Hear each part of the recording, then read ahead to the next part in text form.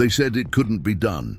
For 17 years, the brightest minds at Harvard had stared at the same equation, the same variables, the same dead ends.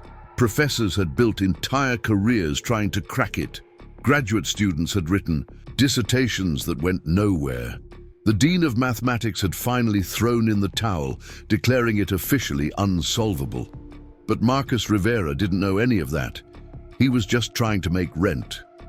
Before we jump back in, tell us where you're tuning in from, and if this story touches you, make sure you're subscribed, because tomorrow I've saved something extra special for you. The rain drummed against the windows of Hartwell Hall, like impatient fingers, each drop a reminder that Marcus Rivera was running behind schedule again. His delivery bag hung heavy across his shoulder, weighed down by textbooks that cost more than his monthly grocery budget and research papers that discussed theories he'd never heard of. The fluorescent lights above hummed their familiar tune, casting everything in that peculiar shade of academic beige that seemed to exist only in university buildings.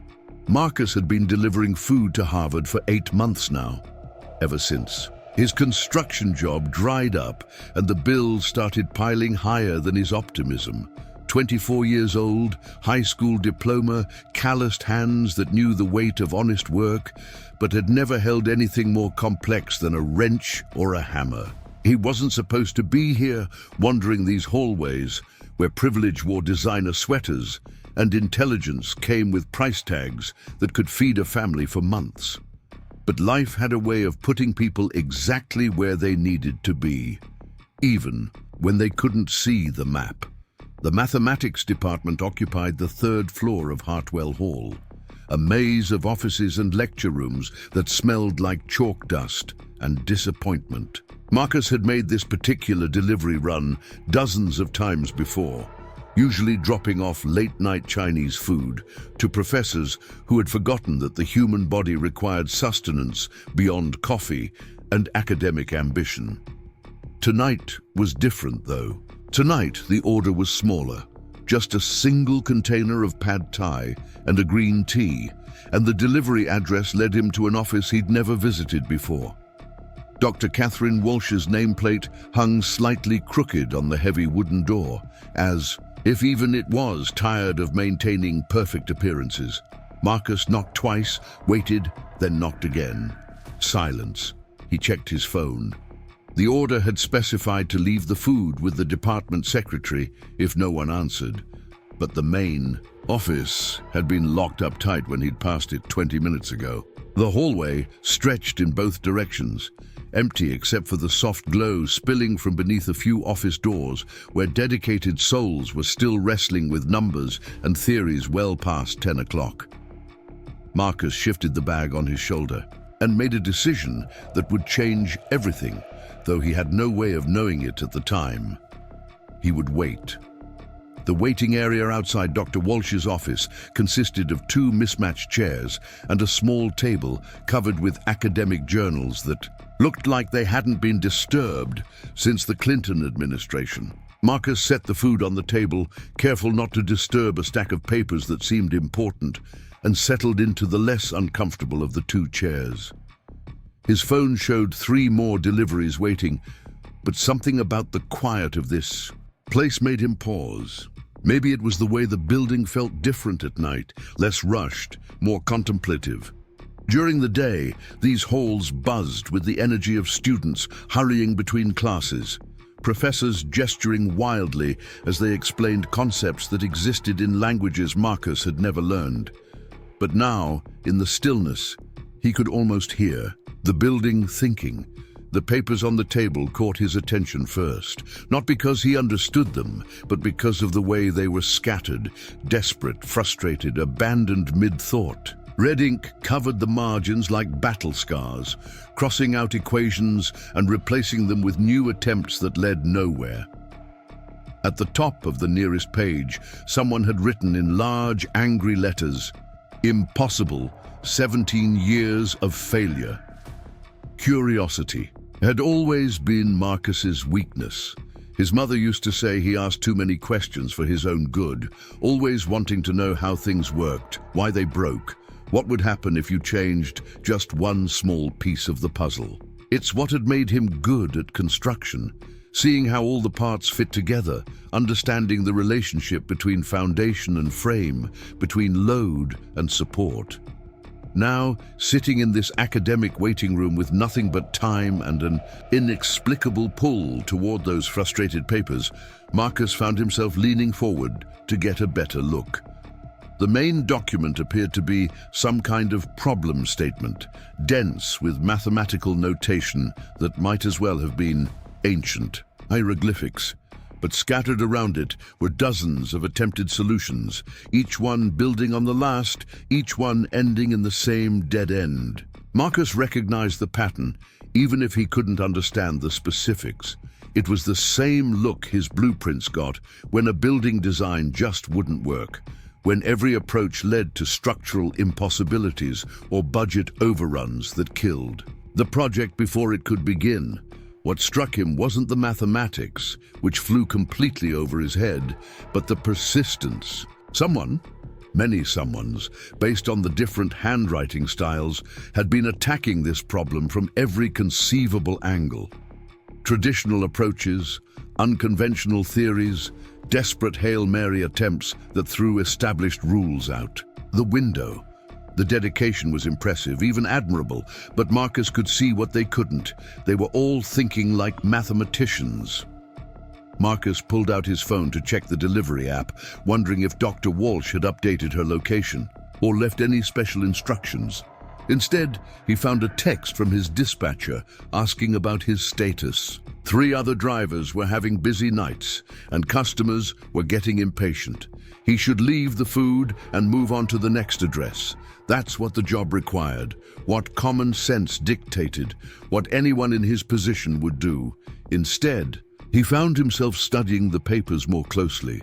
The problem, as near as he could tell from the scattered notes and increasingly frantic annotations, had something to do with optimizing resource distribution in complex systems. The mathematical language was impenetrable, but the core concept reminded him of something he'd dealt with countless times on construction sites. How do you get materials and workers where they need to be, when they need to be there, with the least waste and maximum efficiency? Every job site was a puzzle like that. You had concrete trucks arriving on schedules that couldn't be changed, workers with different skills and different hourly rates, materials that had to be used in specific sequences, weather windows that could make or break a timeline. Marcus had never thought of it as mathematics. To him, it was just problem solving, the kind of practical intelligence that kept projects on budget and on schedule. But looking at these papers, seeing the way the academics had approached the problem with pure theory and abstract models, Marcus began to see something they might have missed. They were trying to solve it like a math problem, when maybe it was really a logistics problem. He glanced around the empty hallway, feeling slightly ridiculous for what he was about to do. From his delivery bag, he pulled out a pen, the cheap kind they gave away at auto parts stores, and found a clean napkin from the takeout bag. This was crazy. He was a delivery driver with a GED, sitting in Harvard's mathematics department, about to tackle a problem that had stumped professors for nearly 2 decades. But crazy had never stopped Marcus Rivera before. He started by ignoring the mathematical notation entirely and focusing on what the problem was actually asking.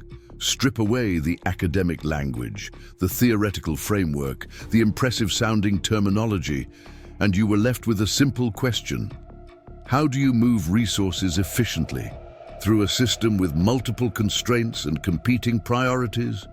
On his napkin, Marcus began sketching something that looked nothing like the elegant equations covering the official papers. Instead, he drew what looked like a construction site layout. Boxes representing resource pools, arrows showing flow, patterns, bottlenecks marked with thick lines where problems typically occurred. It wasn't sophisticated, but it was real. The breakthrough came when he stopped thinking about the system as a mathematical model and started thinking about it as a living thing. Construction sites weren't static. They evolved throughout the day as conditions changed, as priorities shifted, as unexpected problems arose. The most efficient approach wasn't to calculate the perfect solution once and stick to it, but to build in flexibility that allowed the system to adapt in real time. Preparing and narrating this story took us a lot of time, so if you are enjoying it, subscribe to our channel. It means a lot to us. Now back to the story. Marcus had seen this principle work on dozens of job sites. The foremen who succeeded weren't necessarily the ones with the most education or the fanciest planning software. They were the ones who could read the flow of work, who noticed when the usual patterns weren't working, who could adjust on the fly without losing sight of the bigger picture. What if the Harvard problem required the same kind of thinking? He began making notes on the napkin, translating the abstract mathematical concepts into practical terms he understood. Resource allocation became work crew scheduling. System constraints became building codes and material delivery windows.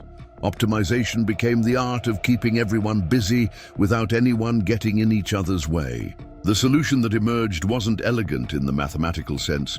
It was messy, practical, full of if-then scenarios and real-world compromises.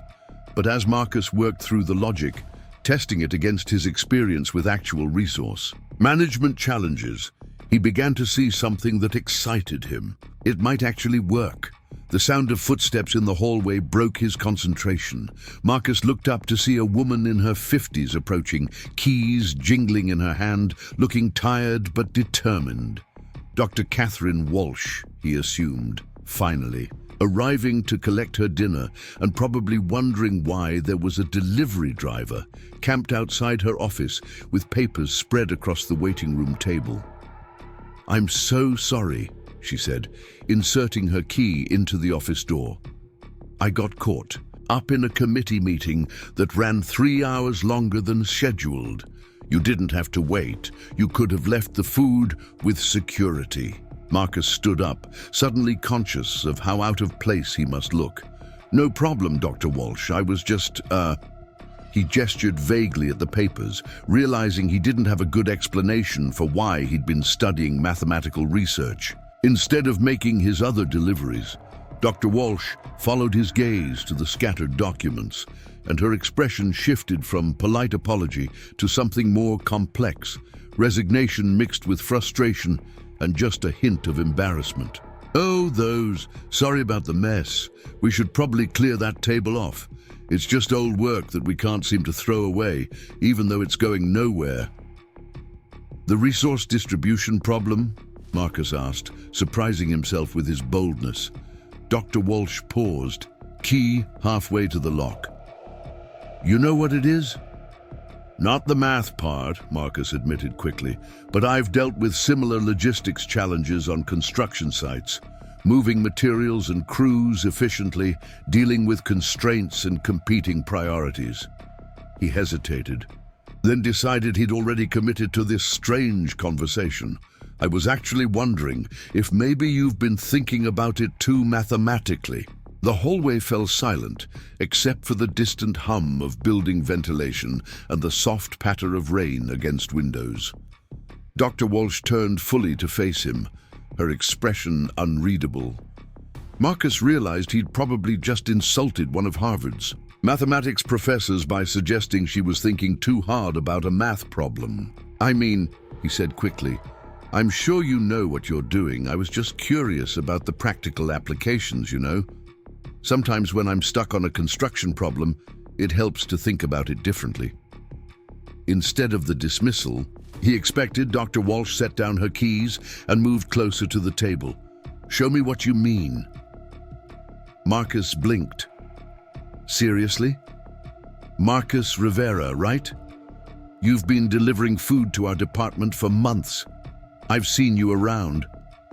She pulled out her own chair and sat down. "And right now, I'm desperate enough to listen to ideas from anyone, even if they come from someone who wasn't supposed to be thinking about impossible mathematical problems while waiting to deliver pad thai."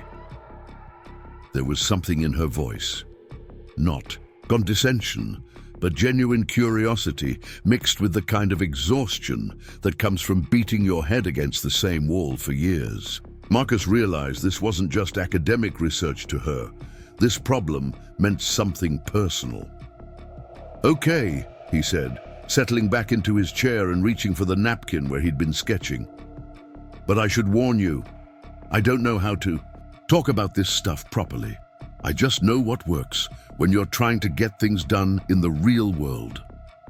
Dr. Walsh leaned forward, studying his crude drawings with the same intensity she probably applied to peer-reviewed journals. Sometimes that's exactly what we need. Marcus took a deep breath and began explaining his construction site analogy, translating the mathematical abstractions into practical terms he understood. He talked about workflow patterns, about how successful foremen managed competing priorities, about the difference between theoretical efficiency and real-world effectiveness. Dr. Walsh listened without interruption, occasionally nodding or making notes in the margins of her own papers. As Marcus warmed to the subject, he found himself describing specific scenarios from job sites he'd worked, the apartment complex where they'd revolutionized their concrete pour schedule, the office building where creative material staging had saved weeks off the timeline, the warehouse project where flexible crew assignments had turned potential disaster into unexpected success. "The thing is," Marcus said, gesturing with the pen as he tried to articulate something he'd never put into words before, "you can't solve these problems just by calculating the perfect solution once. The conditions keep changing. Weather, delivery, delays, equipment breakdowns, inspection requirements.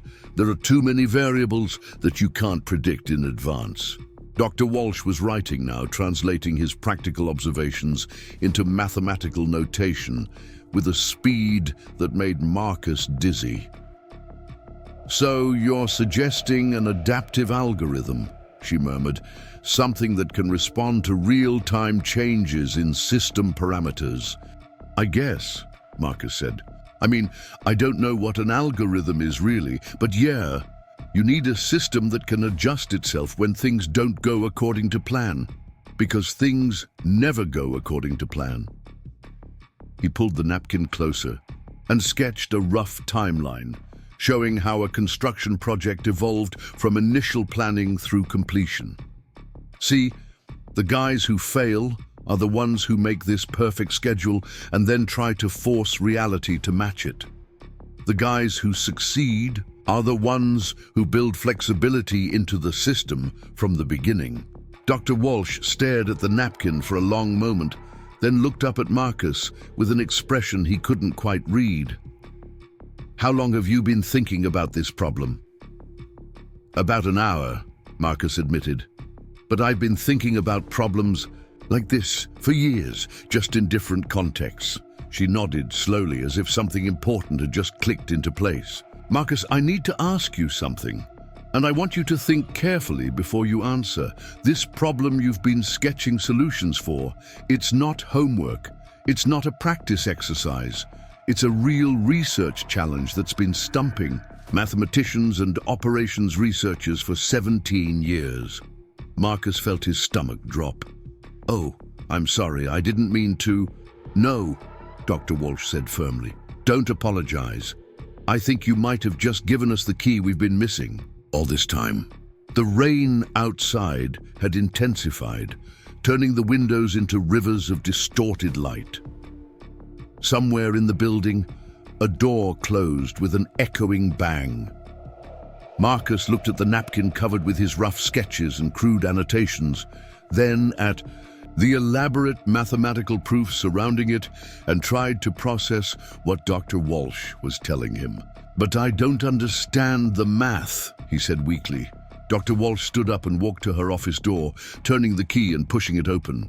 Warm light spilled into the hallway, revealing an office that looked like a tornado had hit a library. Books and papers everywhere, whiteboards covered with equations, empty coffee cups forming geological layers on every available surface. "Marcus," she said, would you mind coming in for a few minutes? I think there are some people who need to hear what you just told me. Marcus looked at his phone again. The delivery app was showing increasingly urgent notifications. His dispatcher had sent 3 more texts asking for status updates. The next customer was probably wondering where their dinner had gone.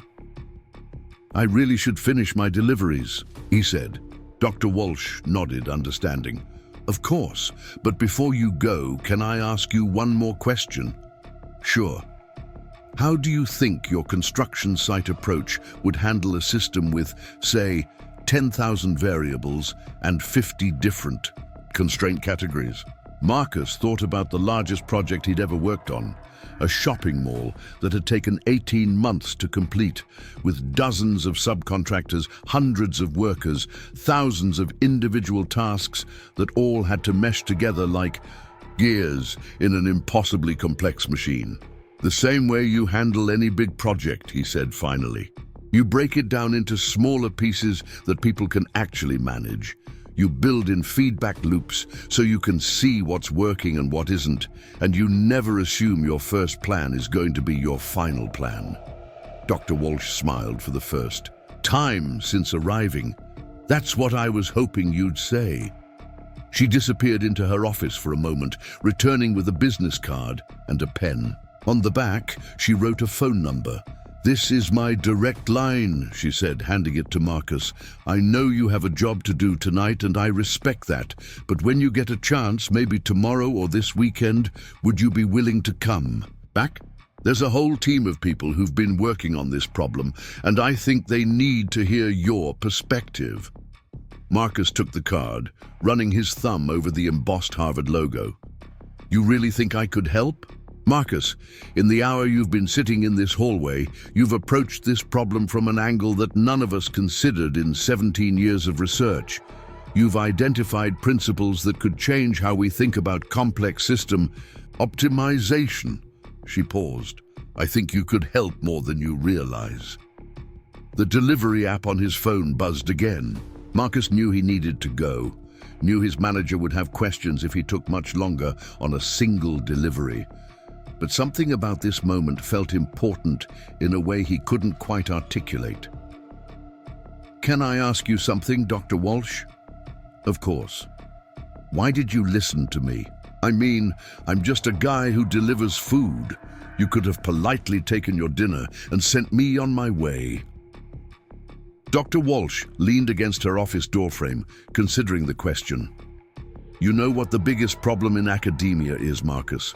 We get so invested in being smart that we forget to stay curious.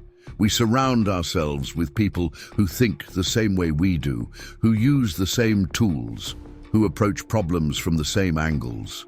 She gestured toward the papers scattered on the waiting room table.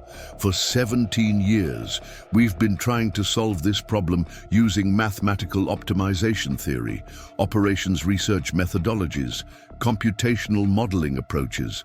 All the right tools, applied by all the right people, leading to all the wrong answers. Marcus nodded, thinking about construction projects where the engineer's perfect plans had run headfirst into practical realities that no amount of education had prepared them for. Sometimes, Dr. Walsh continued, the solution comes from someone who doesn't know enough to be limited by conventional thinking. Someone who looks at the problem and sees something completely different from what the experts see. She smiled. Again. Plus, I've been stuck on this thing for so long that I was ready to try advice from a magic 8-ball if necessary. A delivery driver with construction experience seemed like a step up. Marcus laughed, feeling some of the tension leave his shoulders. Well, when you put it that way. He gathered up his delivery bag, making sure he hadn't left anything behind. In the waiting room, the napkin with his sketches remained on the table next to Dr. Walsh's mathematical proofs, looking small and insignificant, but somehow holding its own in the comparison. I'll call you tomorrow, he said, tucking the business card into his wallet next to his driver's license and a faded photo of his nephew. This is probably the weirdest delivery I've ever made." "Marcus," Dr. Walsh called as he started down the hallway. He turned back. "Thank you for waiting, for being curious, for not dismissing something just because it looked impossible." Marcus waved and headed for the stairs, his footsteps echoing in the empty corridor. Behind him, he could hear Dr. Walsh moving around in her office, probably settling in for another late night of wrestling with equations and theories. But for the first time in months, maybe years, she had something new to work with. As he pushed through the heavy doors leading out of Hartwell Hall, Marcus realized he was smiling. The rain had eased to a gentle drizzle, and the campus looked different somehow, less intimidating, more like a place where interesting things happened to ordinary people who paid attention. He had 4 more deliveries to make before his shift ended, 4 more interactions with the Harvard community that fed and sustained itself on intellectual ambition and academic achievement.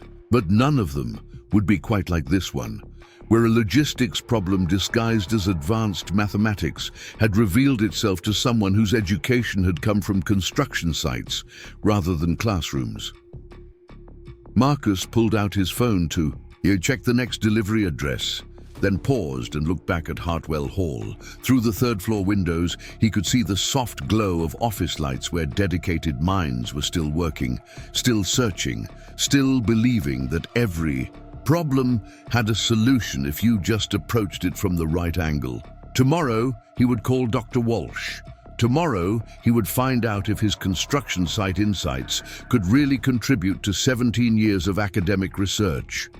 Tomorrow, he might discover that the practical intelligence he'd never thought to value could actually matter in places like Harvard.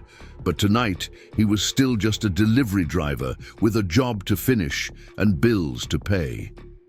He climbed into his beat-up Honda Civic, adjusted the GPS for his next stop, and pulled away from the curb, carrying with him the strange satisfaction of having glimpsed something larger than his daily routine. In Hartwell Hall, Dr. Catherine Walsh sat at her desk with a pad thai container growing cold beside her, staring at a napkin covered with rough sketches and wondering if she was about to make the biggest fool of herself in her 30-year academic career, or if she had just witnessed the kind of breakthrough that comes along once in a generation. Either way, tomorrow was going to be very interesting. Marcus Rivera had never been inside a Harvard conference room before, and he was pretty sure he never wanted to be in one again. The mahogany table stretched longer than his entire apartment, surrounded by leather chairs that probably cost more than his monthly rent. Floor-to-ceiling windows revealed a view of the historic campus that should have been inspiring, but instead made him feel like he was looking at a world he'd never truly belonged to. 3 days had passed since his strange encounter with Dr. Walsh. In the hallway, outside her office, 3 days of regular deliveries, regular conversations with customers who saw him as invisible. Regular reminders that his life followed predictable patterns that rarely involved mathematical breakthroughs or academic discoveries. He'd almost convinced himself the whole thing had been some kind of fever dream brought on by too much caffeine and not enough sleep. But then Dr. Walsh had called. Now he sat at one end of that intimidating conference table, wearing his best. Jeans and a button-down shirt that his sister had given him for Christmas, feeling completely out of place among the 5 professors who were studying him like he was a particularly interesting specimen under a microscope. Dr. Walsh sat to his left, looking encouraging but nervous. Across from him, a stern-faced man in his 60s shuffled through papers with the kind of methodical precision that suggested he didn't suffer fools gladly. "Mr. Rivera," the stern man said without looking up from his documents, "I am Dr. Harold, Brennan Chair of the Mathematics Department. Dr. Walsh has shared your observations regarding the Hartwell distribution problem. I must admit, I find the circumstances rather unusual." Marcus resisted the urge to point out that he found the circumstances pretty unusual too. Instead, he nodded and tried to look like someone who belonged in rooms where people discussed mathematical problems that had official names. Dr. Walsh tells us you approach this problem from a construction management perspective, continued a woman with silver hair and sharp eyes who'd been introduced as Dr. Elena Vasquez, Professor of Operations Research. Can you walk us through your thinking process? Marcus glanced at Dr. Walsh, who gave him an encouraging nod. Over the past 3 days, she'd explained the stakes to him. The Hartwell distribution problem wasn't just an academic curiosity. It was named after a Harvard alumnus who donated $50 million to the university with the specific challenge of solving resource optimization in complex systems.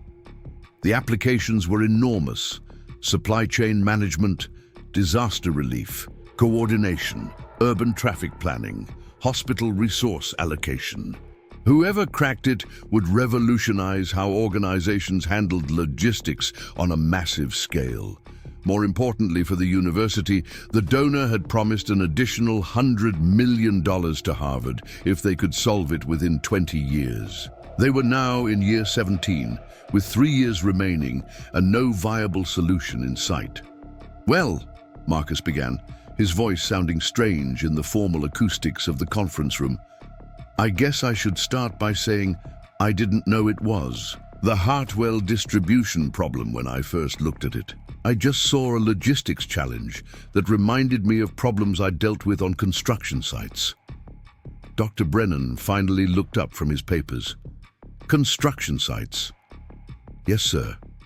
Large-scale commercial projects where you've got multiple crews, different skill sets, materials arriving on different schedules, equipment that has to be shared between teams, inspections that can't happen until certain prerequisites are met."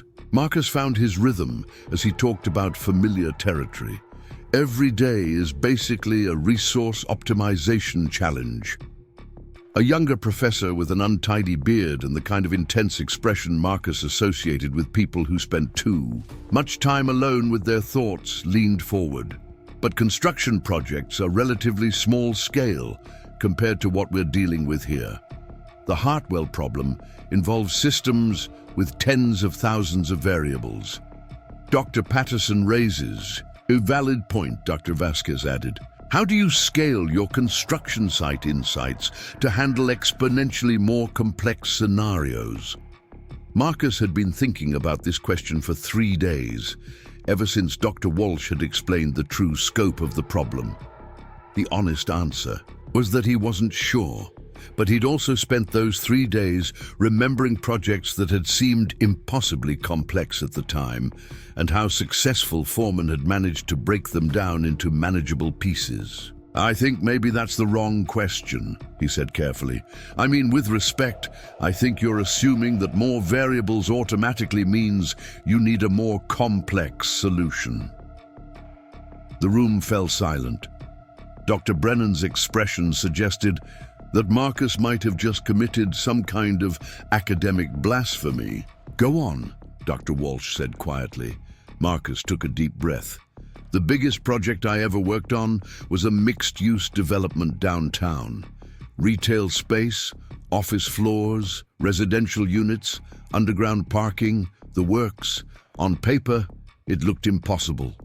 Hundreds of different contractors, thousands of individual tasks, materials coming from dozens of suppliers, city inspections at 40 different stages." He gestured with his hands as he talked, a habit from years of explaining complex ideas to people who learned better through visual demonstration than theoretical discussion.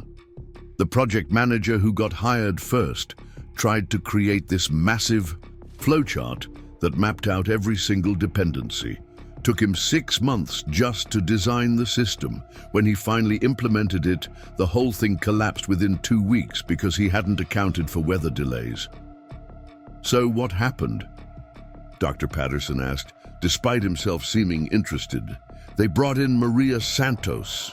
She'd been running construction projects for 20 years, mostly smaller stuff, but she had this completely different approach." Marcus could picture Maria clearly, a compact woman with calloused hands and an uncanny ability to see patterns that others missed. Instead of trying to control every variable, she focused on creating flexible response systems. Marcus pulled out the notebook he'd brought with him, filled with sketches and notes he'd made over the past 3 days as he'd tried to formalize his thinking.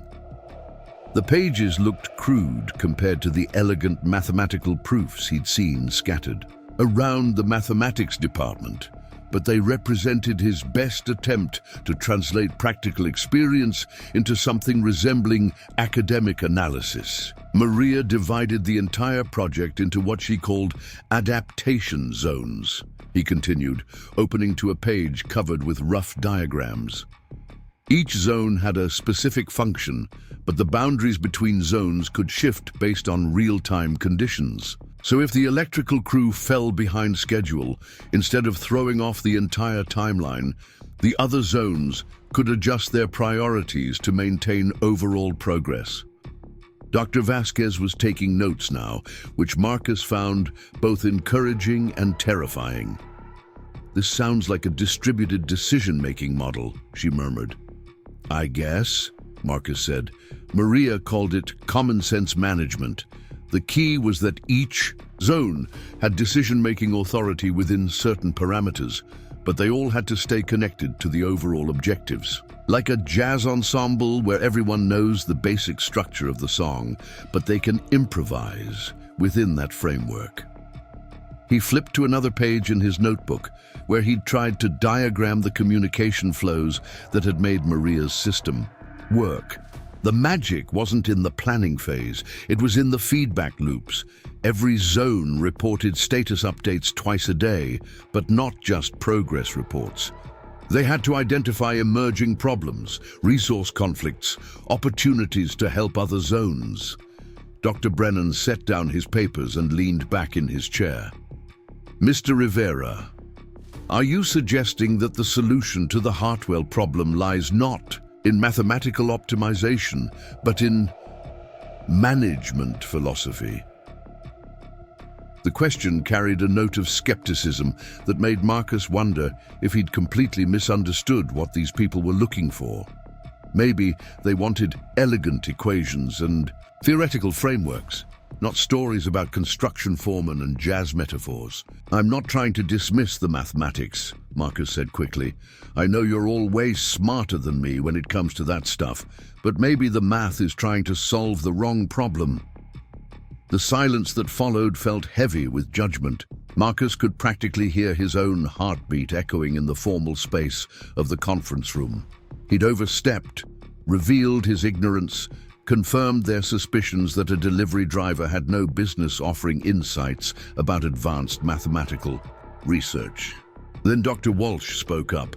"What do you mean by the wrong problem?" Marcus looked at her gratefully.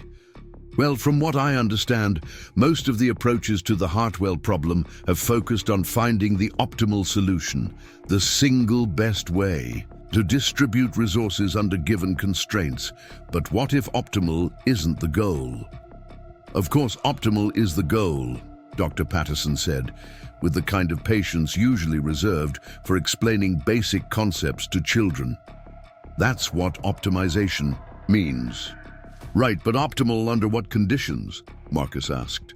"See, that's what Maria figured out. There's no such thing as optimal in the abstract because the conditions keep changing. Weather, supply delays, equipment failures, labor disputes, regulation changes. Something's always throwing off your perfect plan." Marcus flipped to a page where he'd sketched out timeline comparisons between traditional project management and Maria's adaptive approach. The traditional method tried to minimize disruption by creating detailed advanced planning. But when disruptions happened anyway, and they always did, the whole system had to stop and recalculate. He traced his finger along the timeline diagrams. Maria's approach accepted that disruptions were inevitable and built the system to handle them gracefully. Instead of optimizing for perfect conditions, she optimized for resilience. Dr. Vasquez looked up from her notes. "You're describing adaptive optimization. Systems that can modify their objectives in real time based on changing parameters. If that's what you want to call it, Marcus said. Maria just called it staying flexible and keeping your eyes open. Dr. Brennan stood up and walked to the whiteboard at the far end of the conference room. Let me see if I understand your proposition, Mr. Rivera. You're suggesting that instead of seeking a mathematically optimal solution to resource distribution, we should focus on creating systems that can respond effectively to suboptimal conditions. Kind of, Marcus said, watching Dr. Brennan write key terms on the whiteboard in neat academic handwriting. But I think you're still thinking about it too. Perfectly. Dr. Brennan turned back to face him. Perfectly. Marcus struggled to find the right words. On construction sites, the guys who succeed aren't necessarily the smartest ones or the ones with the best plans. They're the ones who can read what's actually happening and adjust accordingly. They pay attention to things that don't show up in the official reports. He thought about the subtle signs that experienced foremen learned to recognize. The way certain crews worked together, which suppliers were reliable under pressure, how weather patterns affected different types of work, the personality conflicts that could derail an entire project if not managed carefully. The Hartwell problem assumes you can create a system that's smart enough to handle any situation, Marcus continued. But what if instead you created a system that was wise enough to know when it didn't know something? The academics exchanged glances around the table. Marcus couldn't read their expressions, but he sensed he'd said something that didn't fit neatly into their conceptual frameworks. Dr. Walsh leaned forward. Can you give us a concrete example of what that might look like? Marcus nodded and flipped to his most detailed sketch, a diagram he'd worked on for hours the night before, trying to capture the essence of Maria's management approach in visual terms. Okay, imagine you're coordinating disaster relief after a major hurricane. Traditional optimization would try to calculate the most efficient distribution of resources based on pre-disaster data, population density, infrastructure maps, historical damage patterns. He traced the flow paths on his diagram as he talked. But Maria's approach would start with rapid assessment teams whose job isn't to implement a plan, but to gather real-time intelligence about actual conditions. Where are the roads actually passable? Which communities are completely cut off? What resources are already available locally that don't need to be shipped in? Dr. Patterson was studying the diagram intently. You're describing a reconnaissance-based system rather than a prediction-based system. Sure, Marcus said. The key insight is that you can't distribute resources efficiently until you know what the actual situation is, not what you thought it would be. Marcus flipped to another page where he'd tried to map out information flows. So your system would have multiple feedback loops. Assessment teams report conditions. Distribution teams report what's working and what isn't. Local coordinators report changing priorities. And the central coordination function doesn't try to control everything. It just tries to make sure information is flowing and resources are getting redirected where they're needed most. Dr. Vasquez was writing rapidly now, translating Marcus's practical descriptions into academic terminology. This sounds like a hybrid model combining centralized resource allocation with distributed decision-making authority. I guess, Marcus said. Maria would have called it teamwork with good communication. Dr. Brennan had filled half the whiteboard with concepts and connections, creating a visual map of Marcus's construction site insights. Mr. Rivera, have you considered that what you're describing might not be solvable using conventional mathematical optimization? Marcus blinked. Is that bad? On the contrary, Dr. Brennan said, setting down his marker and turning back to the group. It might be revolutionary. The conference room fell silent again, but this time the quality of silence felt different.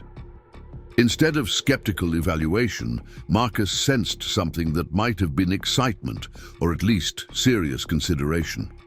Dr. Walsh spoke first. "Harold, are you thinking what I think you're thinking?" Dr. Brennan nodded slowly. "For 17 years, we've been trying to solve the Hartwell problem using mathematical optimization theory. We've assumed that the goal was to find the single best solution within given constraints." He gestured toward the whiteboard, covered with Marcus's translated concepts. "But Mr. Rivera is suggesting that the constraint-based approach might be fundamentally flawed, that in complex dynamic systems, the optimal solution changes faster than you can calculate it." Dr. Patterson leaned back in his chair, running his hands through his unruly beard. "So instead of optimizing the solution, we optimize the system's ability to adapt." "Exactly," Dr. Vasquez said, her eyes bright with the kind of enthusiasm Marcus associated with people who'd just figured out a puzzle they'd been working on for years. "We've been trying to build a machine that gives perfect answers. Marcus is suggesting we build a machine that asks better questions." Marcus felt a strange mixture of pride and confusion. On one hand, these brilliant academics seemed to think his construction site insights had genuine value. On the other hand, he still wasn't entirely sure what they were talking about when they used terms like adaptive optimization and distributed decision-making authority. "So," he said carefully, "does this mean my ideas actually make sense?" Dr. Walsh laughed, and Marcus realized it was the first time he'd heard genuine laughter in this formal conference room. "Marcus, I think your ideas might be exactly what we've been missing."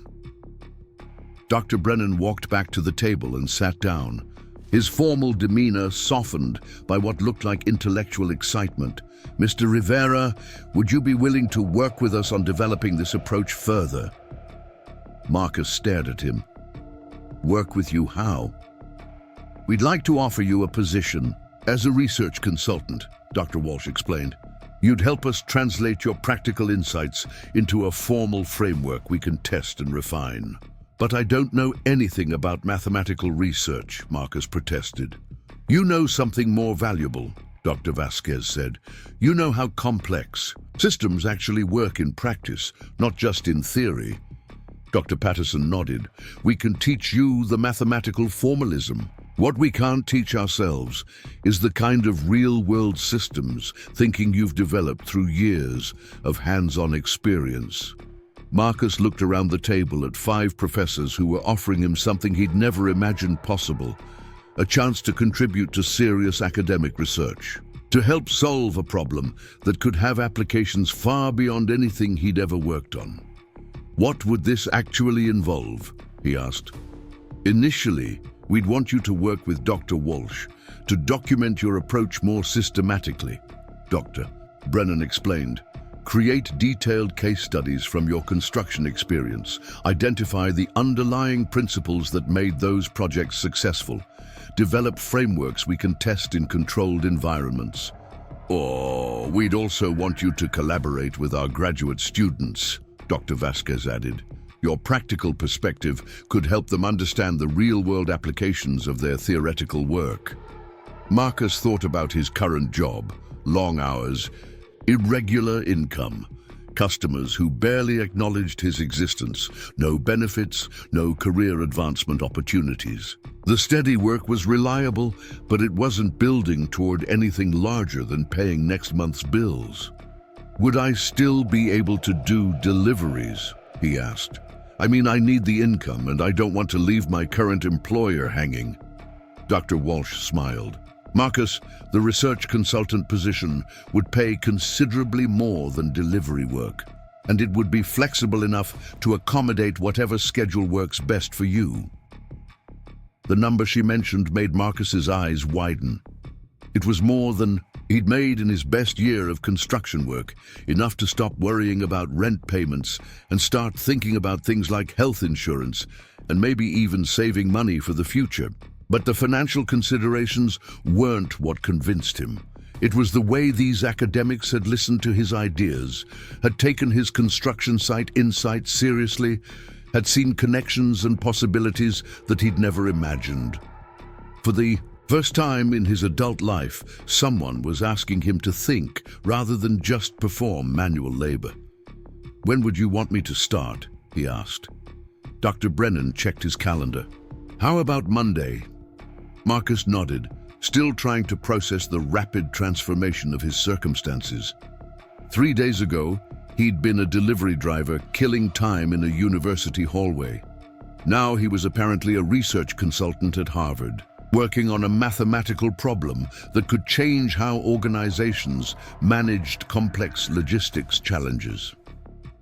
"There is one thing I should mention," Dr. Walsh said, as the meeting began to wind down. "The Hartwell problem has attracted attention from researchers around the world. When word gets out that we're pursuing a fundamentally different approach, there's going to be significant scrutiny." "What kind of scrutiny?" Marcus asked. Dr. Patterson grimaced.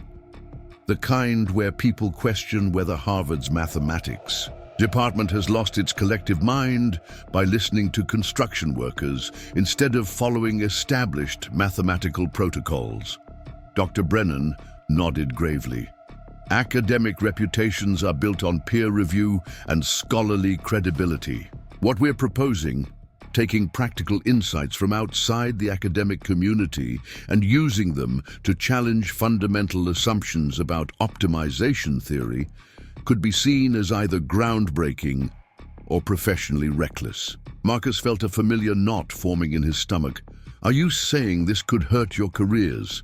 "We're saying it's a risk," Dr. Vasquez admitted, "but after 17 years of conventional approaches producing no viable solutions, we think it's a risk worth taking." Dr. Walsh gathered her papers and stood up. "Marcus, you don't need to worry about the academic politics. That's our responsibility. Your job is to help us understand how your practical approach could work at scale." As the professors filed out of the conference room, Marcus remained seated, staring at his notebook full of rough sketches and practical insights that had somehow convinced some of Harvard's brightest minds to reconsider their fundamental approach to a multi-million-dollar research challenge. Dr. Walsh paused at the door. "Marcus, you look overwhelmed." He laughed shakily. "Is it that obvious?"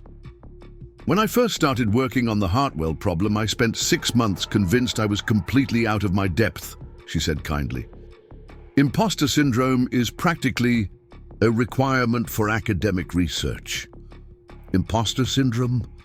"The feeling that you don't really belong, that you're fooling everyone into thinking you're smarter than you actually are." Dr. Walsh smiled. "The secret is that everyone feels that way sometimes, even professors with decades of experience." Marcus nodded, though he suspected his situation was somewhat different from the typical case of academic self-doubt. "Dr. Walsh, can I ask you something?" "Of course. Do you really think this is going to work, or are you just desperate enough to try anything?" Dr. Walsh considered the question seriously. "Honestly, both. We are desperate. 3 years left, on a 20-year deadline, with a $100 million prize at stake and our professional reputations on the line." She paused, looking out the conference room windows at the campus where she'd spent most of her adult life, pursuing solutions to complex mathematical problems. "But desperation isn't why we're doing this. We're doing this because your approach makes sense in ways that our previous approaches never did. You've identified principles that explain why our mathematical models kept failing to produce viable real-world applications." Marcus stood up and closed his notebook, tucking it under his arm like a lifeline. "I hope you're right." "So do I," Dr. Walsh said. "But even if we're wrong, we'll be wrong in a way that teaches us something valuable about the nature of complex systems optimization." As Marcus walked out of Hartwell Hall for the second time that week, the late afternoon, sun cast long shadows across the campus. Students hurried past carrying backpacks and coffee cups, heading to evening classes or library study sessions, pursuing the kind of education he'd never had access to. But for the first time since dropping out of high school to help support his family, Marcus didn't feel like he was watching someone else's world from the outside. He'd been invited in, not as a charity case or a diversity initiative, but because he had something valuable to contribute. His phone buzzed with a text from his delivery dispatcher, asking if he was available for the evening shift. Marcus stared at the message for a long moment, then typed back a response he'd never imagined sending. "I'm going to need to reduce my hours starting Monday. I just got offered a consulting job." The response came back quickly. "Consulting? Doing what?" Marcus smiled as he typed his reply. "Helping Harvard solve an impossible math problem." There was a long pause before the dispatcher responded. "Okay, Rivera, whatever you say, let me know your new availability when you figure it out." As Marcus walked toward his car, he realized he was still smiling. Tomorrow, he would start the process of translating his practical construction experience into academic frameworks that could be tested and refined. He would work alongside professors and graduate students to develop new approaches to resource optimization in complex systems. He still didn't entirely understand what he'd gotten himself into, but for the first time in years, he was excited to find out. The evening shift would have to wait. Marcus Rivera had research to do. The email arrived on a Tuesday morning in March, 6 months after Marcus Rivera had first sat down in a Harvard conference room and suggested that 17 years of mathematical research might be asking the wrong questions. He was sitting in what had become his office, a converted storage room in the basement of Hartwell Hall that Dr. Walsh had helped him claim and transform into something resembling a workspace, when his computer chimed with a notification that would change everything. The subject line read, "Invitation to present at International Operations Research Symposium, Geneva." Marcus stared at the screen for a full minute before clicking it open, certain there had been some kind of mistake. The Geneva Symposium was the Olympics of operations research, the most prestigious gathering of mathematical minds in the world. He'd learned about it during his crash course in academic culture, the same way he'd learned about peer review and citation indices and all the other mechanisms by which the academic world measured importance and credibility. Dr. Marcus Rivera, and wasn't that still strange? Seeing his name with an academic title attached, was being invited to deliver the keynote address on adaptive resource optimization in complex systems, a paradigm shift from mathematical perfection to practical resilience. His hands shook slightly as he read the formal invitation letter.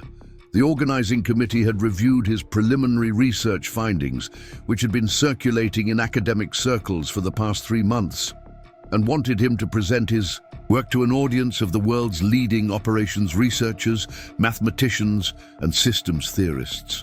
Travel expenses would be covered. The speaking fee mentioned was more money than he'd made in his entire previous year. Marcus closed his laptop and leaned back in his chair, staring at the ceiling of his basement office. The space was cramped and windowless, but he'd grown to love it. The walls were covered with whiteboards where he'd sketched out construction, site diagrams alongside mathematical equations that Dr. Walsh and her graduate students had helped him understand. File cabinets held case studies he'd written documenting successful adaptive management approaches from his construction experience.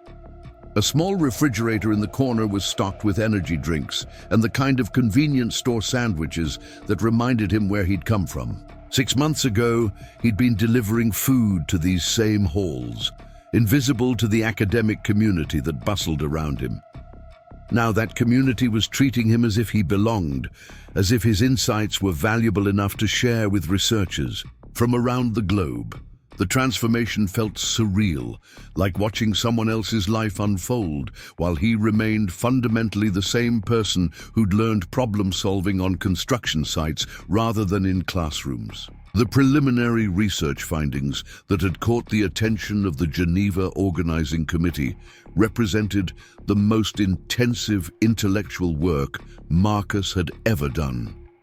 Working with Dr. Walsh and a team of graduate students, he'd spent months translating his practical construction management insights into formal academic frameworks.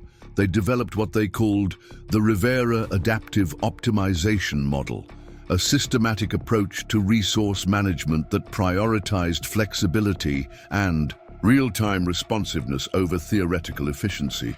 The model challenged fundamental assumptions about how complex systems should be managed. Instead of seeking mathematically optimal solutions, it focused on creating robust feedback mechanisms that could adapt to changing conditions. Instead of trying to predict and control all variables, it accepted uncertainty as an inevitable feature of complex systems and built resilience around that acceptance. The academic response had been intense and divided. Some researchers dismissed the work as overly simplistic, arguing that practical insights couldn't replace rigorous mathematical modeling.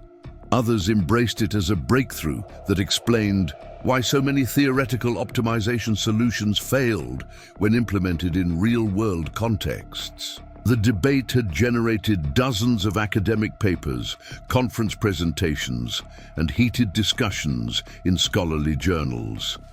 Marcus had watched this academic storm with a mixture of fascination and bewilderment.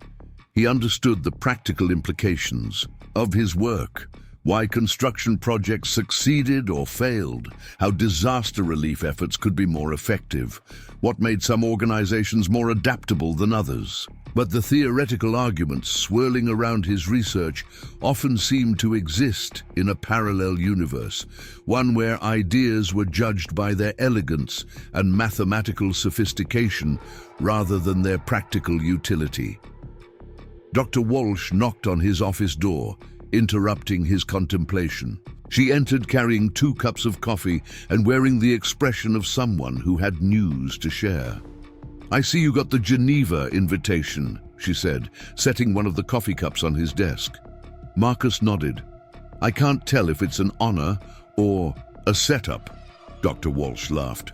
"In academia, those are often the same thing. The organizing committee wants to showcase your work, but they're also giving your critics a global platform to challenge it." She sat down in the folding chair that served as visitor seating in Marcus's cramped office. Over the past 6 months, Dr. Walsh had become something between a mentor and a collaborator, helping him navigate the Byzantine world of academic politics, while protecting his core insights from being diluted by conventional thinking. "Harold thinks you should decline," she continued, referring to Dr. Brennan. "He's worried that the pressure of presenting to such a high-level audience might undermine your confidence." Marcus sipped his coffee and considered this. Dr. Brennan had been supportive of his work, but he'd also been protective in ways that sometimes felt patronizing. The department chair seemed to view Marcus as a valuable asset who needed to be carefully managed, rather than an equal collaborator who could handle his own professional decisions. "What do you think?" Marcus asked. Dr. Walsh smiled. "I think you've been presenting your ideas to skeptical audiences for 6 months, and you've gotten better at it every time. I also think the operations research community needs to hear your perspective, even if it makes them uncomfortable." She pulled out her tablet and showed him an email thread she'd been monitoring. "The preliminary response to your research has been remarkable. Universities are starting to incorporate adaptive optimization principles into their curricula. Consulting firms are developing new methodologies based on your construction site insights. The Red Cross has reached out about applying your approach to humanitarian logistics." Marcus scanned the email thread, seeing his name mentioned alongside. Researchers he'd only read about in academic journals. The surreal quality of his situation intensified as he realized that ideas he'd developed while waiting to deliver pad thai had sparked a genuine shift in how scholars thought about complex systems management. "There's something else," Dr. Walsh said, her tone becoming more serious. "The Hartwell Foundation has been following your research. They want to meet with you next week." Marcus set down his coffee cup. The Hartwell Foundation was the organization that had funded the original 20-year research challenge, the source of the $100 million prize that would be awarded if Harvard could solve the distribution problem before the deadline. He'd known they were monitoring the department's work, but he'd assumed they were focused on traditional mathematical approaches rather than his practical frameworks. "What do they want?" he asked. "I think they want to understand whether your approach actually solves the Hartwell distribution problem," Dr. Walsh said carefully, "and if it does, what that means for the Foundation's objectives." The Hartwell distribution problem had become the lens through which Marcus understood his academic transformation. Named after William Hartwell, a Harvard alumnus who'd built a fortune in logistics and supply chain management, the challenge represented everything that was both inspiring and frustrating about academic research. Hartwell had identified a genuine real-world problem: how to optimize resource distribution in complex, dynamic systems, and provided funding for the brightest mathematical minds to solve it. But 17 years of research had produced elegant, theoretical models that consistently failed when implemented in practical contexts. The mathematical solutions were beautiful, sophisticated, and useless. Marcus's construction site insights had revealed why. The academic researchers were optimizing for the wrong objectives, seeking mathematical perfection in systems that required practical resilience. The irony wasn't lost on him. William Hartwell had made his fortune through practical logistics management, the same kind of adaptive problem-solving that Marcus had learned on construction sites. The academic community had spent nearly 2 decades trying to solve Hartwell's challenge using theoretical approaches that Hartwell himself would probably have dismissed as impractical. Dr. Walsh stood up to leave, then paused at the door. "Marcus, can I ask you something personal?" He nodded. "How are you handling all of this? The attention, the pressure, the fact that your life has completely changed in 6 months?" Marcus considered the question. The honest answer was complicated. On one hand, he was grateful for opportunities he'd never imagined possible. He was doing intellectual work that mattered, collaborating with brilliant people who respected his insights, earning enough money to stop worrying about rent and start thinking about the future. On the other hand, he sometimes felt like he was living someone else's life. The academic world had its own language, its own social dynamics, its own measures of success and failure.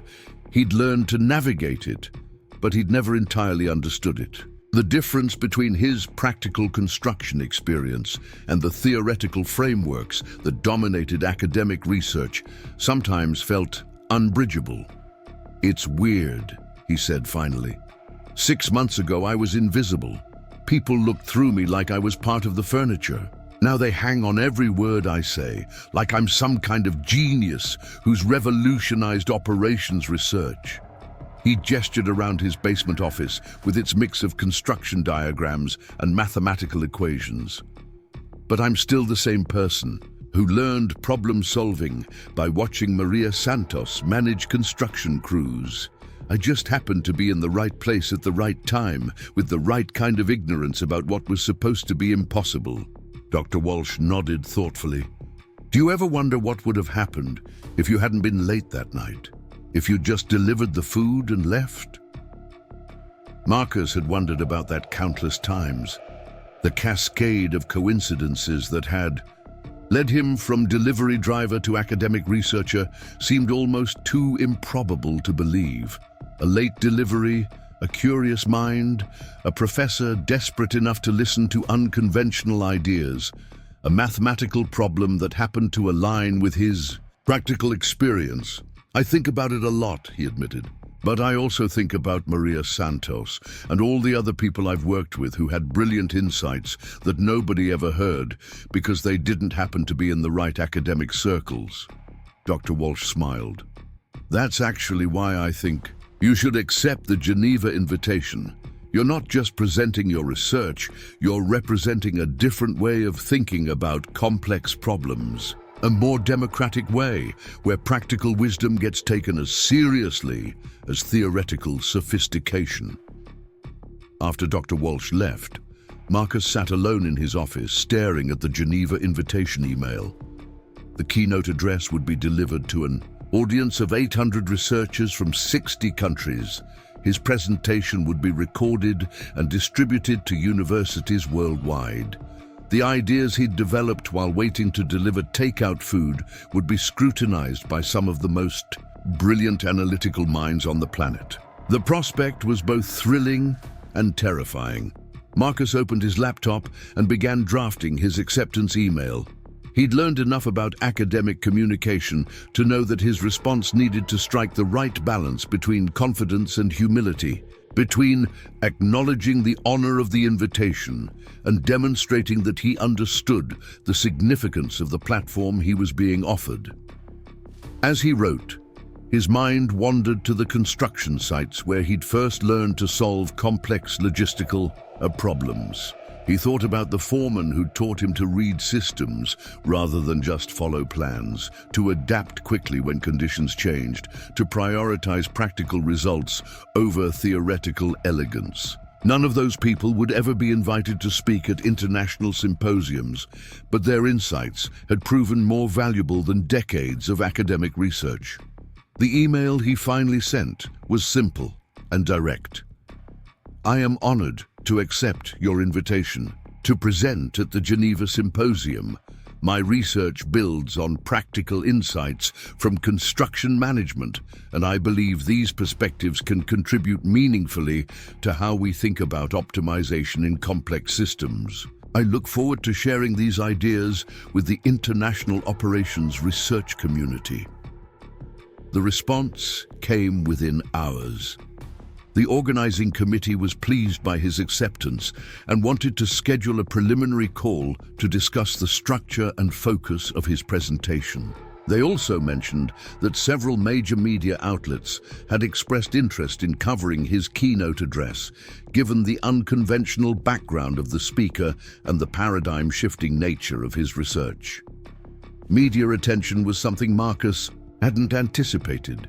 His academic transformation had been largely confined to scholarly circles, where his construction site insights were evaluated through the familiar mechanisms of peer review and citation analysis. The prospect of mainstream media coverage introduced variables he didn't know how to evaluate. Public relations concerns, simplified explanations of complex ideas, the risk of being portrayed as either a genius or a fraud. Dr. Brennan called an emergency meeting for the following morning, gathering the same group of professors who'd first evaluated Marcus's ideas 6 months earlier. The mood in the conference room was tense, reflecting the pressure that had been building as Marcus's research gained international attention. "The foundation meeting is problematic," Dr. Brennan began without preamble. "They're going to want concrete answers about whether Marcus's approach solves the Hartwell problem. But his research is still preliminary, and we don't have the kind of empirical validation that would satisfy their requirements." Dr. Patterson nodded gravely. "The media attention makes everything more complicated. If Marcus's presentation in Geneva goes badly, it reflects on the entire department. If it goes well, but we can't deliver practical applications, we risk being accused of overselling preliminary research." Marcus listened to the professors discuss his situation as if he weren't in the room, a familiar dynamic that reminded him of construction sites where supervisors debated work assignments without consulting the people who'd actually be doing the work. The academic world was more polite than construction sites, but the underlying power dynamics were surprisingly similar. "What do you think, Marcus?" Dr. Walsh asked, clearly noticing his silence. Marcus had been thinking about this question for weeks, ever since the international attention had begun building. The honest answer was that he didn't know whether his construction site insights actually solved the Hartwell problem in the formal mathematical sense. What he knew was that they provided a framework for thinking about resource optimization that had proven more practical than existing theoretical approaches. "I think we're asking the wrong question again," he said finally. The professors looked at him with expressions ranging from interest to concern. "The Hartwell Foundation wants to know if I've solved their problem," Marcus continued. "But maybe the real question is whether their problem was worth solving in the first place." Dr. Brennan frowned. "I'm not sure I follow." Marcus stood up and walked to the whiteboard, where he began sketching the kind of diagram that had become his signature, a practical visualization of complex systems that translated abstract concepts into concrete relationships. "William, Hartwell made his fortune in logistics management," Marcus said as he drew. "He understood that successful resource distribution required flexibility, adaptability, and real-time responsiveness. But the academic challenge he created asked researchers to find mathematical optimization solutions, the exact opposite of the practical approaches that had made him successful." He stepped back from the whiteboard, where his diagram showed the fundamental disconnect between theoretical optimization and practical resource management. "So for 17 years, brilliant mathematicians have been trying to solve a problem that was designed to be unsolvable using the methods they were expected to use," Marcus continued. "They've been looking for mathematical perfection in systems that require practical resilience." Dr. Vasquez was taking notes rapidly, translating Marcus's insights into academic terminology. "You're suggesting that the Hartwell challenge was based on flawed assumptions about the nature of optimization in complex systems." "I'm suggesting that William Hartwell probably knew exactly what he was doing," Marcus said. "He created a challenge that would force academic researchers to confront the limitations of purely theoretical approaches to practical problems." The conference room fell silent as the professors absorbed this perspective. Marcus realized he'd just suggested that one of the most prestigious academic challenges in operations research had been designed as a subtle critique of academic thinking rather than a straightforward research problem. Dr. Walsh spoke first. "If you're right, then your research doesn't just solve the Hartwell problem, it explains why everyone else's approaches failed." Marcus nodded. "And it suggests that the real value isn't in finding the perfect mathematical solution, but in developing frameworks that help organizations become more adaptable and resilient." Dr. Brennan was staring at the whiteboard with the expression of someone whose entire understanding of a familiar problem had just shifted. "This changes everything about how we approach the foundation meeting." "How so?" Dr. Patterson asked. "Because if Marcus is right, then we're not just presenting a solution to their problem. We're presenting an entirely new way of thinking about what the problem actually was." Marcus felt the familiar mixture of excitement and anxiety that had become his constant companion since entering the academic world. His construction site insights had once again revealed connections and possibilities that the experts had missed. But this time, the implications extended far beyond resource optimization theory to fundamental questions about how academic research related to practical problem solving. The foundation meeting was scheduled for the following Tuesday, giving Marcus a week to prepare for what might be the most important presentation of his academic career. Unlike his previous presentations to scholarly audiences, this one would be evaluated by business leaders who cared more about practical applications than theoretical elegance. Marcus spent the weekend in his office, working with Dr. Walsh and her graduate students to develop a presentation that could bridge the gap between academic research and business implementation. They created case studies showing how adaptive optimization principles had been successfully applied in various contexts, from disaster relief coordination to supply chain management to urban traffic planning. But Marcus knew that the foundation representatives would want more than case studies. They would want proof that his approach could scale to the kind of massive, complex systems that the Hartwell Challenge was designed to address. They would want empirical validation, cost-benefit analyses, and implementation roadmaps that demonstrated practical viability. The challenge was that Marcus's insights were based on principles rather than procedures, on ways of thinking rather than specific methodologies. The power of adaptive optimization lay in its flexibility, its ability to adjust to unique circumstances and changing conditions. But that flexibility made it difficult to package into the kind of standardized solutions that business leaders typically expected. On Monday evening, as Marcus sat in his office reviewing his presentation materials one final time, he realized he was facing the same kind of challenge that had launched his academic career 6 months earlier. He was being asked to explain complex, intuitive insights to people who expected simple, concrete answers. The difference was that this time the stakes were much higher. His phone buzzed with a text message from his sister. "Saw an article about you online. Mom would have been so proud. Good luck tomorrow." Marcus stared at the message for a long time, thinking about his mother who died 3 years earlier, never knowing that her son, who'd dropped out of high school to support the family, would someday be invited to speak at international symposiums and meet with foundation executives about $100 million research challenges. She'd always told him that intelligence came in many forms, that the ability to solve practical problems was just as valuable as the ability to solve theoretical ones. She'd encouraged his curiosity, his tendency to ask questions that others took for granted, his insistence on understanding how things actually worked rather than just accepting how they were supposed to work. Marcus closed his laptop and gathered his presentation materials.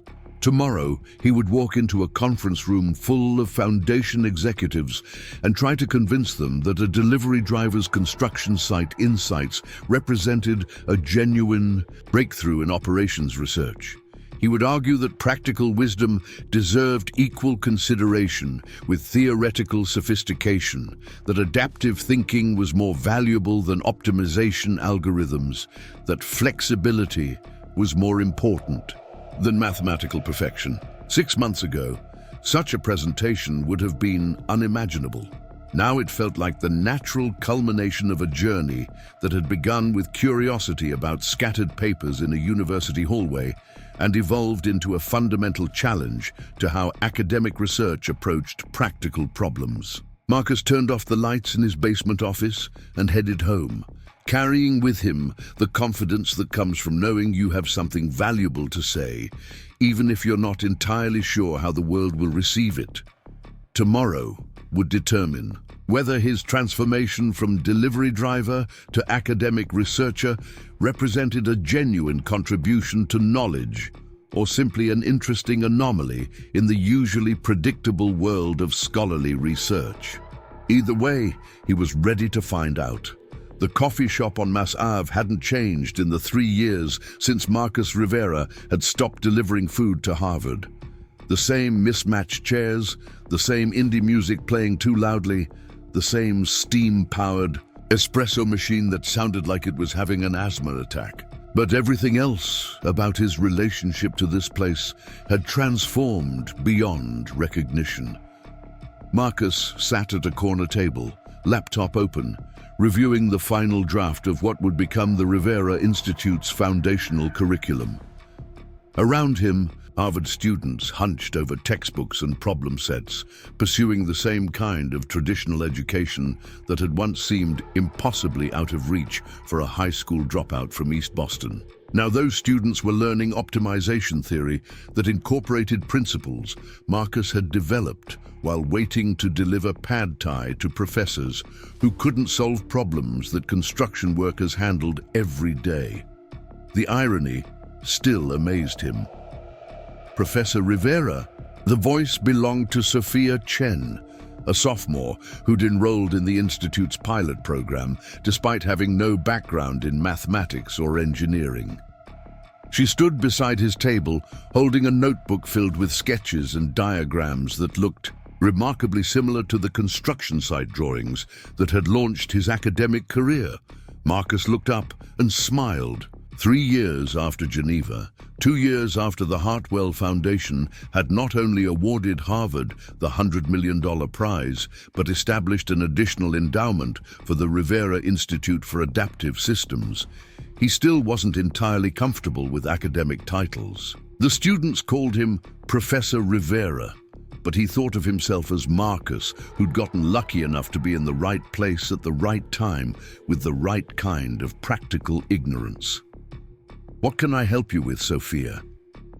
She sat down across from him, opening her notebook to a page covered with flowcharts and decision trees. "I've been working on the waste management optimization problem you assigned, and I think I found something interesting." Marcus had designed the waste management problem as a teaching exercise, drawing on his experience with construction site cleanup protocols to create a scenario that required adaptive thinking rather than mathematical calculation.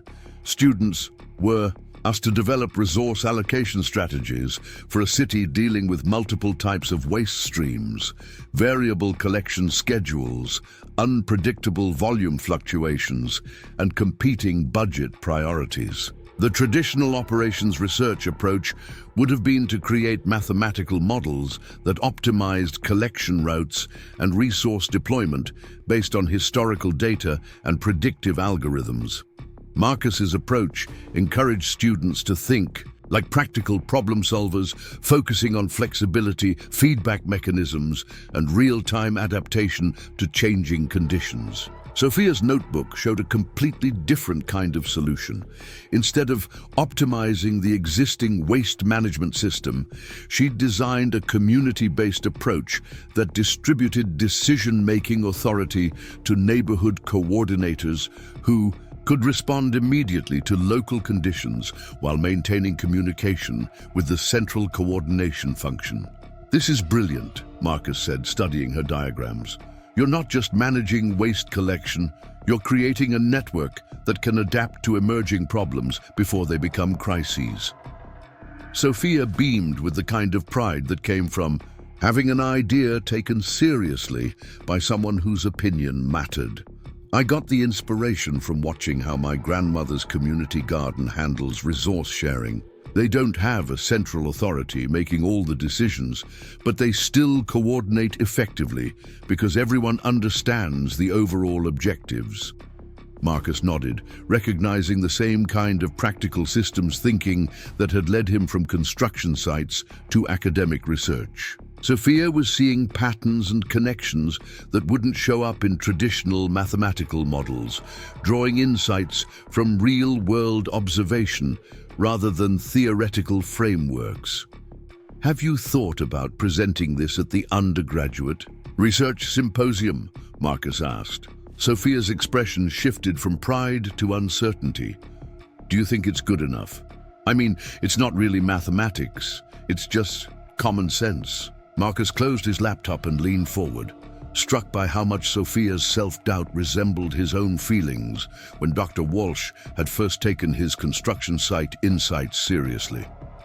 The academic world had ways of making practical intelligence feel inferior to theoretical sophistication, even when practical approaches produced better results. "Sophia, can I tell you something about my experience in academia?" She nodded eagerly. 3 years ago, I was sitting in a hallway outside Dr. Walsh's office, waiting to deliver her dinner, when I noticed some papers covered with equations that reminded me of logistics problems I dealt with on construction sites. I started sketching solutions on a napkin, not because I thought I was smart enough to solve Harvard's mathematical problems, but because I was curious about how the patterns related to things I already understood. Marcus pulled out his phone and showed Sophia a photo from the Geneva Symposium. Hundreds of researchers listening to his keynote address about adaptive optimization in complex systems. That napkin led to this presentation, which led to the Rivera Institute, which led to the teaching approach that helped you develop your waste management solution. Sophia stared at the photo. But you're a genius who revolutionized operations research. Marcus laughed. I'm a construction worker who got curious about mathematical problems and happened to have practical experience that the mathematicians were missing. The difference between genius and practical intelligence is mostly about who gets to decide which kinds of thinking count as valuable. He gestured around the coffee shop, where students were working on problem sets that would be evaluated according to whether they matched predetermined correct answers. Traditional education teaches people to find the right solutions to well-defined problems. But most real-world challenges don't have right answers. They have better and worse approaches, and the best approach usually depends on conditions that keep changing. Sophia was writing in her notebook as he talked, capturing insights that wouldn't appear in any academic textbook, but might prove more valuable than anything she'd learn in formal coursework. Your waste management solution is brilliant precisely because it's not mathematical, Marcus continued. You've identified principles that could work in any community, regardless of the specific technical details of their waste streams or collection. Infrastructure. That's systems thinking at its most powerful. As Sophia left to prepare her symposium presentation, Marcus reflected on how many similar conversations he'd had over the past 3 years. The Rivera Institute had attracted students who thought differently from their traditionally educated peers. Former military logistics specialists, small business owners, community organizers, immigrants who'd solved complex resource allocation, problems in contexts that never appeared in academic literature. These students approached optimization challenges with the same kind of practical intelligence that Marcus had brought to the Hartwell problem, seeing patterns and possibilities that mathematical models missed. They weren't necessarily smarter than their classmates, but they'd learned problem-solving in environments where theoretical elegance mattered less than practical results. The Institute's success had surprised even Marcus. What had started as an experimental program designed to bridge the gap between academic research and practical application had evolved into a model that universities around the world were trying to replicate. The waiting list for admissions stretched. 2 years out, filled with students who wanted to learn optimization theory that prioritized adaptability over mathematical perfection.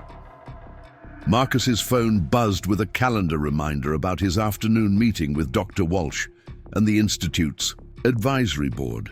They were reviewing applications for the next cohort of students, but more importantly, they were discussing the Institute's expansion into new areas: urban planning, healthcare logistics, emergency response coordination, educational resource allocation. Each new application area reinforced Marcus's conviction that practical systems thinking could contribute to challenges that traditional academic approaches had struggled to address. The principles he'd first sketched on a napkin while waiting to deliver takeout food had proven remarkably transferable, providing frameworks for understanding complexity and change that worked across disciplines and contexts. As Marcus walked back toward campus, he passed the same streets where he'd once delivered food to customers who barely acknowledged his existence. The physical landscape hadn't changed, but his relationship to it had been completely transformed. He was no longer an invisible service worker moving through spaces that belonged to other people.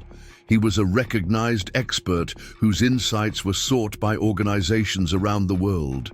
The transformation still felt surreal sometimes, like he was living someone else's life, while his real self remained the construction worker who'd learned problem solving from foremen who'd never heard of operations research.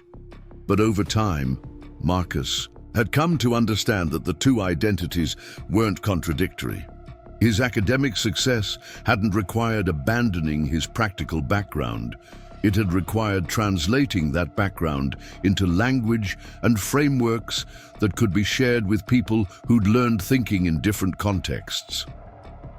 The advisory board meeting was held in the same conference room where Marcus had first presented his construction site insights to skeptical Harvard professors 3 years earlier. But the dynamics had changed completely. Instead of being the outsider trying to convince academics that his practical experience had value, he was now the expert around whom the discussion revolved. Dr. Walsh sat at his right, still serving, as his primary collaborator and academic translator. Dr. Brennan attended as department chair, though his role had shifted from protective supervisor to supportive colleague. The other board members included representatives from the Hartwell Foundation, several industry leaders who'd implemented adaptive optimization principles in their organizations, and 2 students who provided perspectives on the Institute's educational effectiveness. The expansion applications are remarkable, Dr. Walsh began, distributing folders containing proposals from organizations seeking to partner with the Institute. We've got requests from the World Health Organization for healthcare logistics, optimization, from FEMA for disaster response coordination, from the Department of Education for resource allocation in underfunded school districts. Marcus flipped through the proposals, each one representing an opportunity to apply practical systems, thinking to challenges that affected millions of people. The scale of potential impact was both inspiring and overwhelming, a far cry from optimizing construction site workflows or coordinating material deliveries. The question, Dr. Brennan said, is whether we can maintain the Institute's core principles while scaling to address such diverse application areas. This was the tension that had been building as the Institute's reputation grew. Marcus's original insights had emerged from specific experience with construction management, but the principles underlying that experience, adaptive thinking, flexible response systems, practical resilience, seemed to apply across contexts. The challenge was ensuring that expansion didn't dilute the practical focus that made the Institute's approach distinctive. I think we need to be careful about trying to become everything to everyone, Marcus said, voicing a concern that had been growing as more opportunities presented themselves. Our strength isn't that we have solutions to every optimization problem. Our strength is that we teach people to think differently about optimization problems. Sarah Kim, one of the student representatives, nodded enthusiastically. That's exactly what makes the Institute different from traditional programs. You don't teach us to apply predetermined methodologies. You teach us to see systems and develop approaches that fit specific contexts. Marcus smiled at Sarah's observation. She'd been one of the Institute's first students, a former restaurant manager who'd joined the program after successfully coordinating complex event logistics for her family's catering business. Her final project had developed adaptive staffing models for service industries, drawing on insights from restaurant operations that had never appeared in academic literature on workforce optimization. Sarah raises an important point, said David Martinez, the Hartwell Foundation representative. The Institute's value isn't in creating standardized solutions. It's in developing people who can create contextually appropriate solutions. Martinez had been instrumental in securing the Foundation's continued support for the Institute's work. A former logistics executive himself, he understood the gap between academic optimization theory and practical resource management that Marcus's approach was designed to bridge. Which brings us to the scalability question, Dr. Walsh said. How do we train enough people in adaptive systems thinking to meet the demand we're seeing from organizations around the world? This was the challenge that kept Marcus awake at night. The institute could only admit 50 students per cohort, and each student required intensive individual mentoring to develop the kind of practical systems thinking that couldn't be taught through lectures or textbooks. Traditional academic scaling approaches, larger classes, standardized curricula, remote learning platforms seemed fundamentally incompatible with the personalized experiential learning that made the institute effective. Maybe we're thinking about this wrong, Marcus said, an idea forming as he spoke. Maybe instead of trying to scale the institute directly, we should focus on scaling the principles. He stood up and walked to the whiteboard, where he began sketching the kind of diagram that had become his signature approach to visualizing complex relationships. The institute works because we create environments where people can learn systems, thinking through hands-on experience with real problems, Marcus said as he drew. But that same kind of learning happens naturally in lots of contexts. Construction, sites, restaurant kitchens, community organizations, small businesses. He stepped back from the whiteboard, where his diagram showed networks of practical learning environments connected by shared principles, rather than centralized instruction. What if instead of trying to bring everyone to the institute, we focused on supporting the development of adaptive systems thinking wherever it's already happening? Dr. Brennan leaned forward, intrigued. You're suggesting a distributed model rather than a centralized one. I'm suggesting that practical systems thinking is already being developed in thousands of places by people who don't call it operations. Research, Marcus said. Construction foremen, emergency room nurses, small business owners, community organizers, they're all dealing with resource optimization challenges that require adaptive thinking. Sarah was writing rapidly, translating Marcus's insights into the kind of concrete implementation ideas that had become her specialty. So we could create networks of practitioners who share principles and insights, supported by research and frameworks from the Institute. Exactly, Marcus said. Instead of trying to teach everyone to think like academics, we help people who already think practically to understand the broader implications of their insights. The discussion that followed was the most energizing Marcus had experienced. Since the early days of developing his original research, the board spent 2 hours sketching out possibilities for what they began calling the Adaptive Systems Network, a global community of practitioners who shared principles and approaches for managing complexity and change in their specific contexts. The network would include construction site foremen who developed innovative project coordination methods, restaurant managers who'd created flexible staffing systems, community organizers who designed resilient resource-sharing networks, emergency responders who'd pioneered adaptive coordination protocols. Each practitioner would contribute insights from their domain while learning principles that could enhance their effectiveness. The Institute would serve as a research and coordination hub, providing frameworks and support for network participants while learning from their practical innovations. Instead of trying to scale academic programs, they would scale the development of practical intelligence wherever it was already emerging. As the meeting concluded, Marcus realized they'd just designed an approach to education and knowledge sharing that reflected the same principles he'd applied to operations research. Instead of optimizing for theoretical elegance or standardized efficiency, they were creating systems that could adapt to diverse contexts while maintaining coherent shared objectives. Dr. Walsh stayed after the other board members left, settling into the chair beside Marcus with the comfortable familiarity of someone who'd been his primary collaborator through every stage of his academic transformation. "This feels like a full circle moment," she said, gesturing toward the whiteboard, covered with diagrams of distributed learning networks. Marcus nodded. 3 years ago, I was trying to convince you that construction site insights might be relevant to academic problems. Now we're talking about creating global networks that treat practical intelligence as seriously as theoretical knowledge.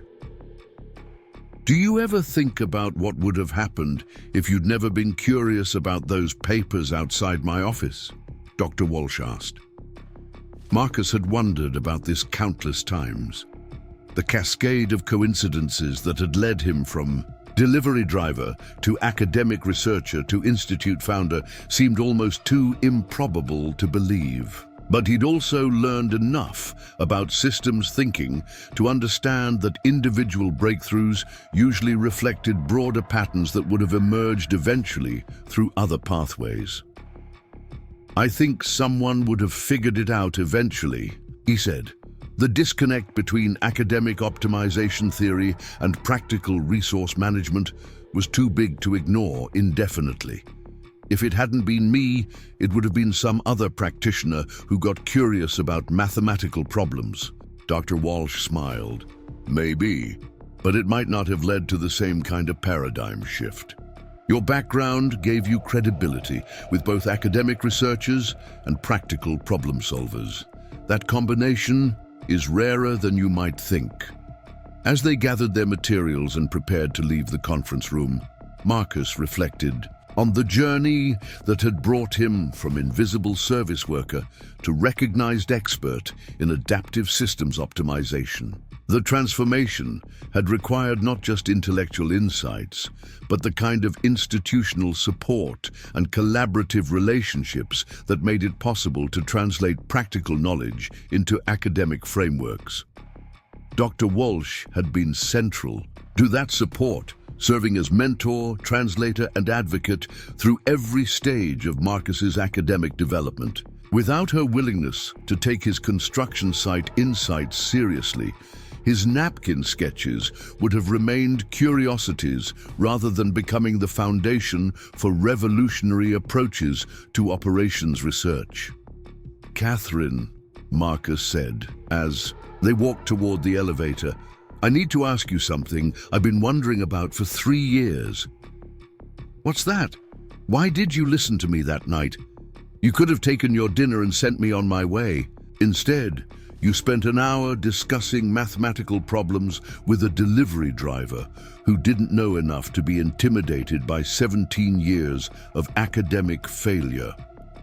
Dr. Walsh pressed the elevator button and considered the question as they waited. "Honestly, I was desperate.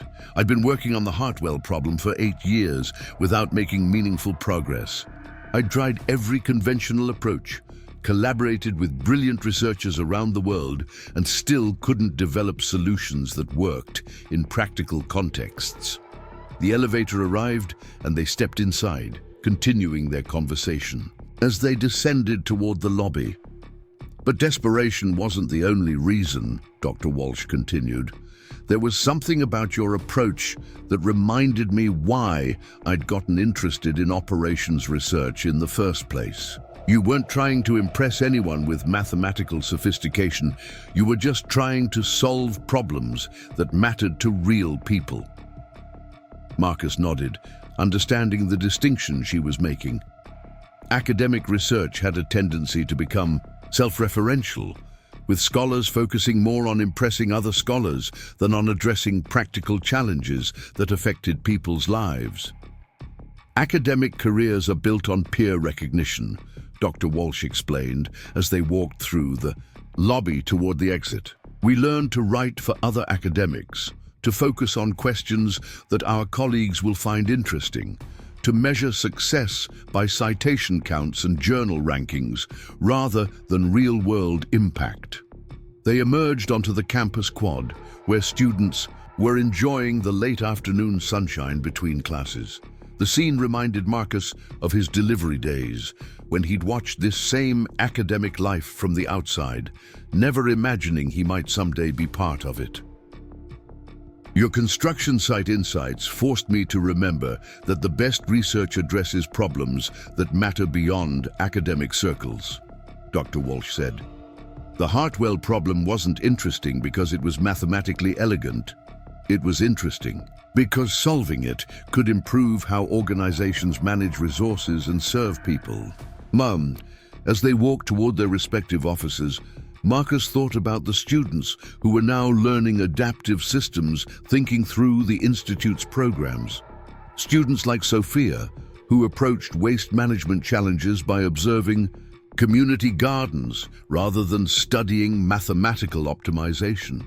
Students like Sarah, who developed workforce coordination models by drawing on restaurant management experience rather than theoretical frameworks. These students were learning to see practical intelligence as a valuable form of knowledge, worthy of the same respect and attention traditionally reserved for theoretical sophistication.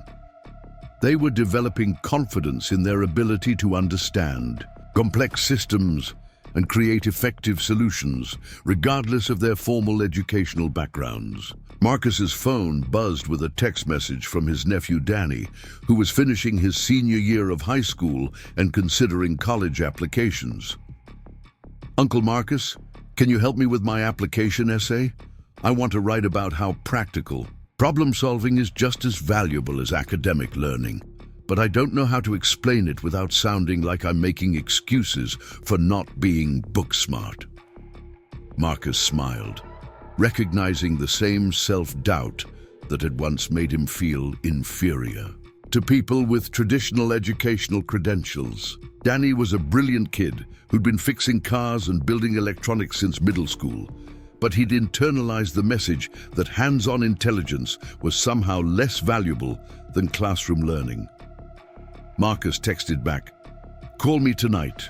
I've got some ideas about how to frame practical intelligence as a different kind of academic strength rather than an alternative to academic achievement."